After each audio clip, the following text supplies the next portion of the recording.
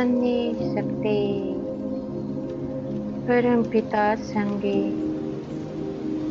भरकुटी के मध्य बैठी हो।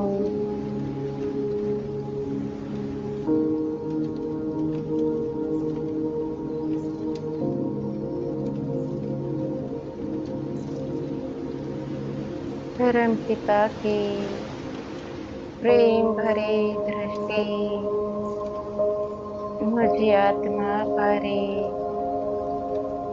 बरस रही है।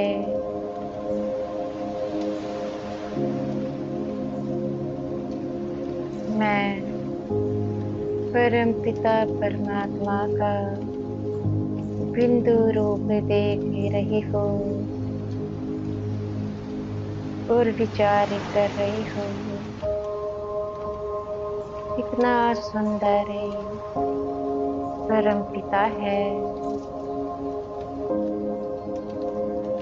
इनकी सुंदरता के सामने सब कुछ फीका है। ये सुंदरता मेरे मन को बड़ी भाती है और मैं भी सोचती हूँ मैं भी आपके जैसे सुंदर दिखना चाहती हूँ।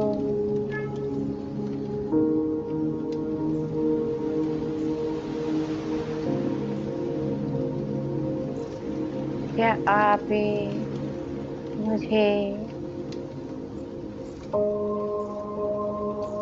अपने जैसा सुंदर बना सकते हो?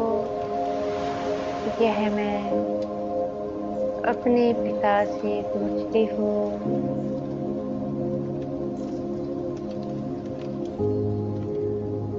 वह मुझसे कहते, हे आत्मा, मेरी यादें वह सकती है जब आप प्रतिदिन प्रेम से बिंदु रूप में मुझे याद करते हो। वही याद आपको मेरे जैसी सुंदरता दिला देती है।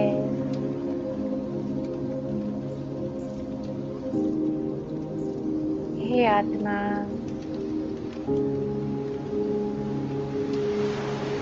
सुंदरता प्राप्त करने का सहज उपाय तो केवल मेरी याद है। आप मुझे याद करो, सुंदर मैं आपको बना देता हूँ।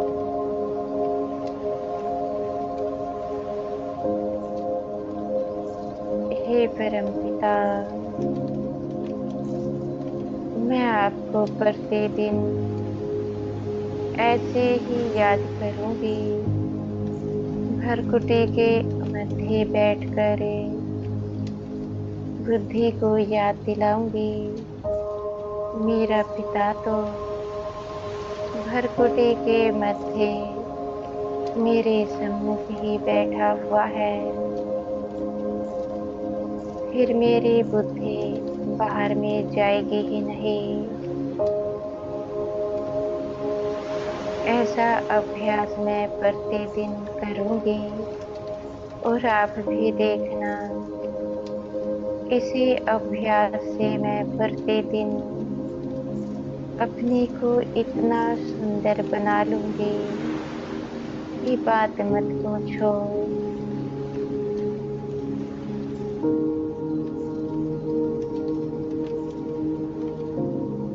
हे परम पिता, सदैव कैसा होगा? मेरी बड़ी इच्छा होती है कि मैं सतयुग में जाऊं, वहां के सुख भोगूं। हे आत्मा, अगर आपको सतयुग देखना है तो अपने को दैवी वस्त्र में देखिए। आप आत्मा दैवी वस्त्र में बैठे हो।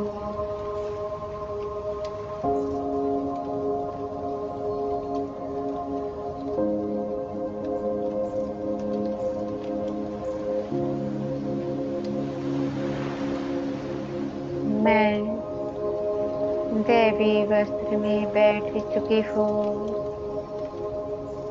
और आ जाती हूँ सतयुग में।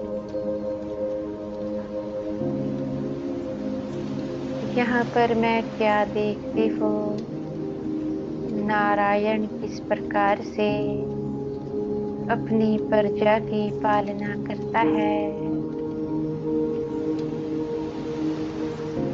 एक और है नारायण के अपने बच्चे, एक और है उनकी प्रजा।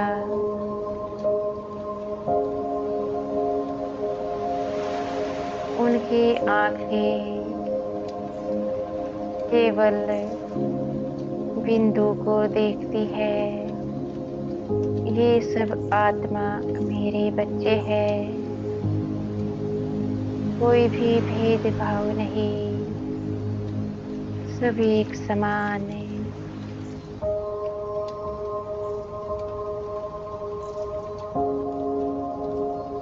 मैंने एक सीन देखा, नारायण अपने बच्चों के साथ महल में बैठे हैं। एक और है बच्चे और साथ में लक्ष्मी जी बैठी है।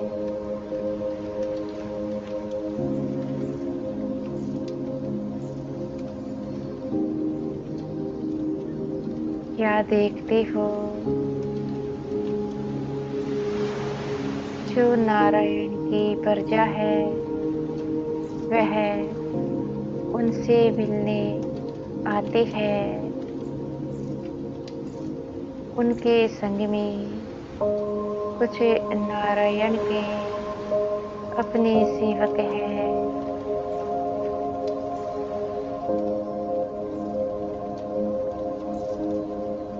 नारायण क्या करते हैं, उसी समय उनका स्वागत करते हैं। आओ बच्चों आओ, मीठे बच्चों आओ, बैठो इस स्थान पर।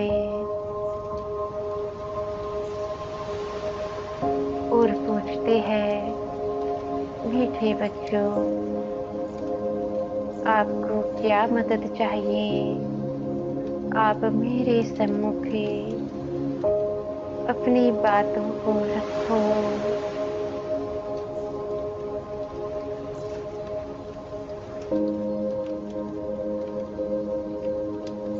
नारायण की प्रजा उनसे वह मदद मांगती है जिसकी आवश्यकता उनको इस समय होती है।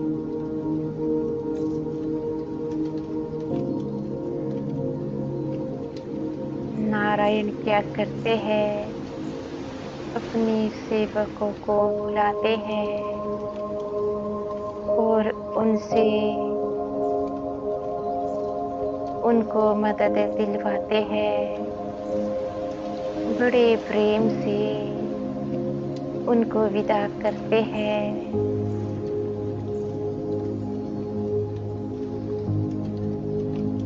दूसरी ओर लक्ष्मी जी को देख रही हो, वह भी इसी कर्म को करती है जो नारायण करते हैं। उनसे भी मिलने उनकी प्रजा आती है। उनके पास स्त्रियां भेंट करने आती है और नारायण के पास पुरुष भेंट करने आते हैं।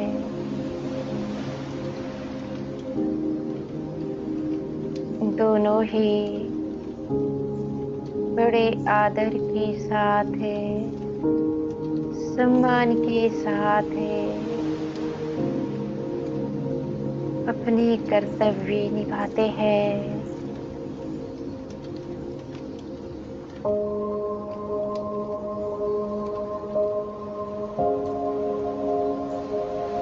अब मैं आ जाती हूँ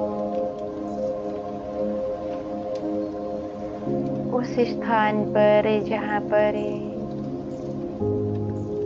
लक्ष्मी नारायण की दूसरी सेवा होती है। वह स्थान है भोजनालय। यहाँ पर सभी बड़े प्रेम से भोजन पका रहे हैं। मैं देखती हूँ रसोई बहुत ही बड़ी है।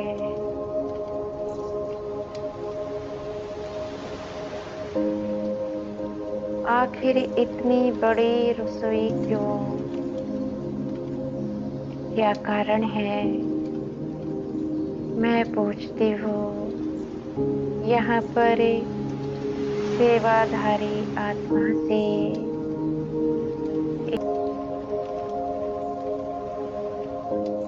हे सेवाधारी आत्मा, आप हमें ये बताइए, इतनी बड़ी रसोई होने का क्या कारण है?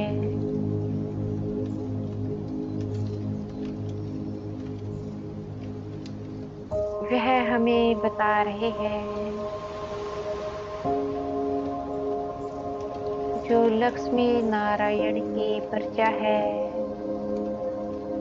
सभी के प्रति इसी स्थान पर भोजन तैयार किया जाता है और तैयार करके सबके स्थानों तक पहुंचाया जाता है।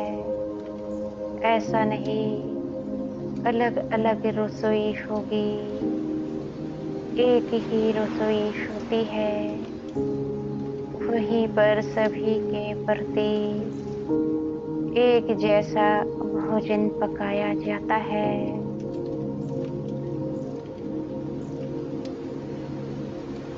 अब मैं क्या देखती हूँ, भोजन सबके प्रति एक जैसा होता है, पर जिनको भोजन ले जाने की जिम्मेवारी दी जाती है, उन स्थानों तक पहुंचाने की जहाँ पर नारायण की प्रजा रहती है, वे केवल भाग्य के अनुसार ही उतना भोजन ले जाते हैं जितना भाग्य इस समय प्रजा ने कमाया है। भोजन तो उनके सम्मुख सभी रखे हैं, पर उनके संकल्प ही नहीं चलते कि सभी भोजन को उठाया जाए और आगे तक पहुंचाया जाए।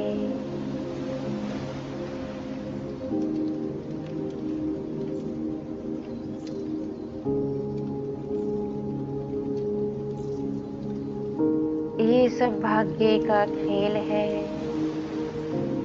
संगम पर जिन आत्माओं ने जितना पुरुषार्थ किया, उतनी ही प्रारब्ध सतयुग में आत्माएं भोगती है। अब मैं देख ही रही हूँ, है सभी के पास हीरे और सोने से रत्न जड़ित महल। लक्ष्मी नारायण का महल बड़ा ही शानदार है, बहुत ही बड़ा है। जो उनसे छोटे पद वाली आत्माएं हैं, उनके महल थोड़े छोटे हैं, और जो और भी पदे छोटे वाली आत्माएं हैं, उनके महल और भी छोटे हैं। है सभी के पास हीरे सोने से रत्न जड़ित परे। महल तो छोटे बड़े हैं और देखती हूँ जो वस्त्र पहने हैं उनमें भी भर के हैं लक्ष्मी नारायण के वस्त्र बड़े ही शानदार है। और जो उनकी प्रजा है उनके सम्मुख उनके वस्त्र फीके हैं।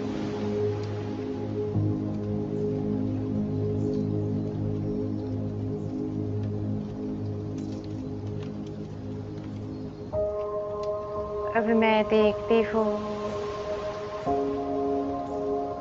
जो आत्मा क्या शरीर रूपी वस्त्र है,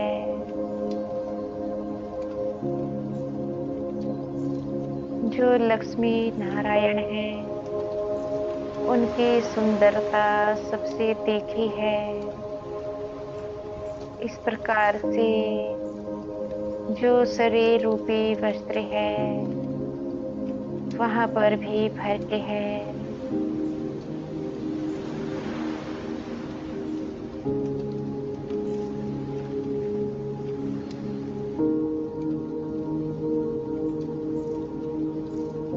मैं देख ही रही हूँ लक्ष्मी नारायण के घूमने के स्थान बड़े आलीशान हैं। दूर दूर तक घूमने जाते हैं लेकिन जो उनकी प्रजा है वे दूर दूर तक घूमने नहीं जाते हैं। आसपास के स्थान है कोई के पास थोड़ा बड़ा कोई के पास उससे छोटा। सुख सभी को बराबर है। घर कितना है कोई के पास स्थान बहुत बड़ा है कोई के पास स्थान छोटा है। कोई को भिन्न भिन्न प्रकार के भोजन खाने को प्राप्ति होते हैं और कोई को गिने चुने ही प्राप्ति होते हैं।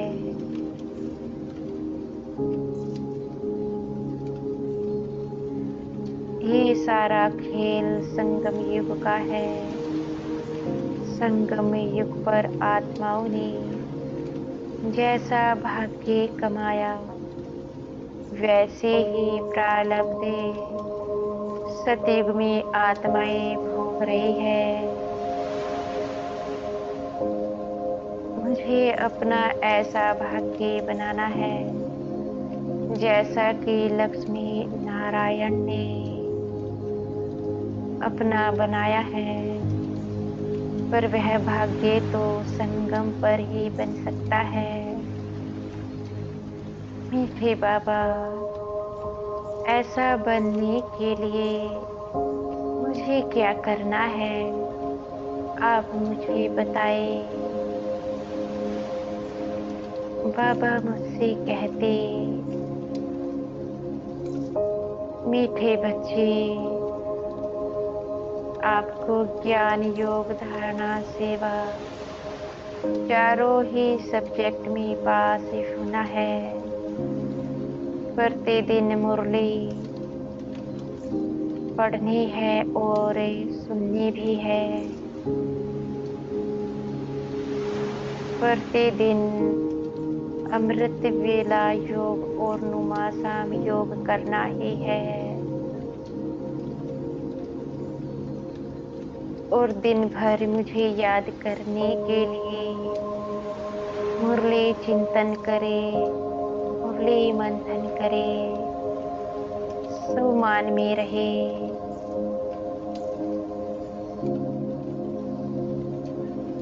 आपकी धारणाएं है शरीर की पवित्रता, खान पान की पवित्रता, केवल अपना पकाया हुआ भोजन ही शरीर को खिलाना है, या फिर जो ब्राह्मण बच्चे होते हैं, जो धारणा मूर्ति होते हैं, उनका पका हुआ भोजन शरीर को खिलाना है।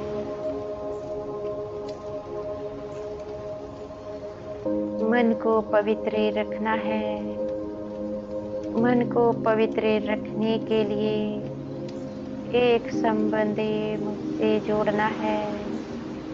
जब आपको सर्व संबंधों की याद आती है, मुझ में सर्व संबंध को देखे, उसी संबंध से मुझे याद करे, तो आपका मन पवित्र होता जाएगा।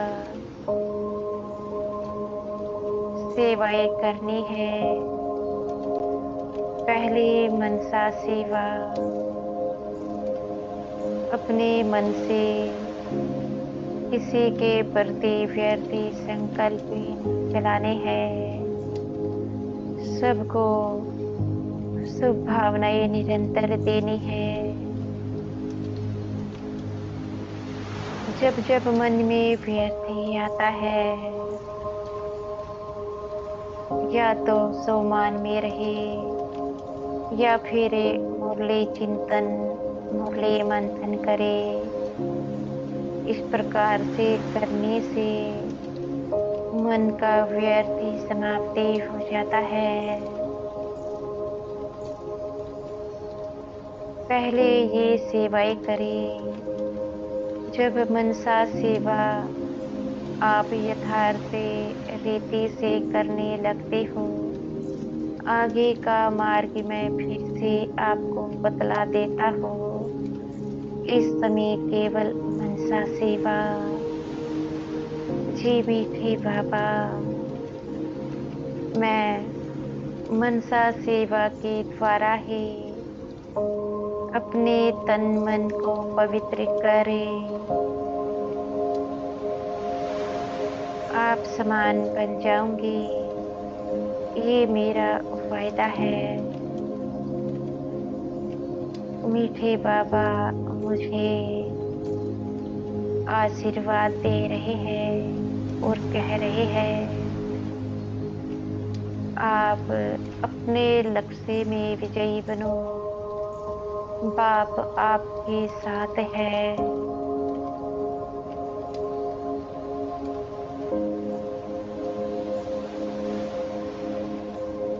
ओम शांति।